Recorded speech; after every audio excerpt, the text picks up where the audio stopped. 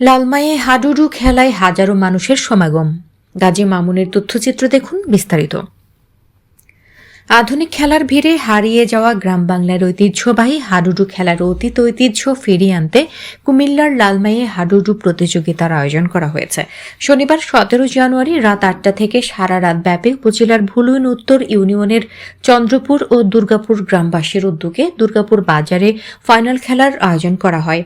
খেলায় প্রধান অতিথি হিসেবে উপস্থিত ছিলেন নাঙ্গলকোটের মকরবপুর ইউনিয়ন পরিষদের সাবেক চেয়ারম্যান মাজহারুল ইসলাম সুপো, লালমাই উপজেলা বিএনপির সাংগঠনিক সম্পাদক উমর ফারুক সুমন চেয়ারম্যানের সভাপতিত্বে বিশেষ অতিথি ছিলেন উপজেলা বিএনপির সাধারণ সম্পাদক ইউসুফ আলী মীর পিন্টু, বিশিষ্ট সমাজসেবক রুহুল আমিন মেম্বার, ইউনিয়ন বিএনপির সভাপতি আব্দুল ওহাব মজুমদার, সাধারণ সম্পাদক জাহাঙ্গীর আলম মিন্টু, ত্রাণ ও পুনর্বাসন বিষয়ক সম্পাদক এবং আবু তাহের ভূঁইয়া ফাউন্ডেশনের সভাপতি আক্তার হোসেন ভূঁইয়া, ভুলুইন দক্ষিণ ইউনিয়ন সাংগঠনিক সম্পাদক মুশাররফ, ব্যবসায়ী আব্দুল কাদের, দুবাই প্রবাসী Khurshed Alam, Haji Abul Kalam, Mir Mohammad Bachchu Mia member, Mizanur Rahman member, union যুবদলের আহ্বায়ক হাবিবুর রহমান হাফেজ সহ অনেকে।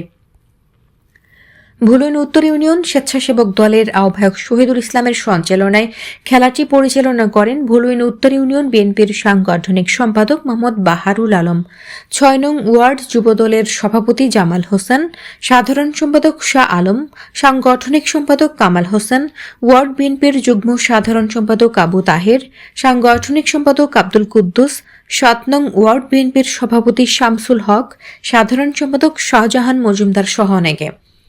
খেলায় কুমিল্লার 17টি উপজেলা থেকে হাডুডু খেলোয়াড়রা অংশগ্রহণ করেন। পরে হাডুডু প্রতিযোগিতায় বিজয়ী ও পরাজিত খেলোয়াড়দের হাতে পুরস্কার ও মেডেল তুলে দেন অতিথিরা।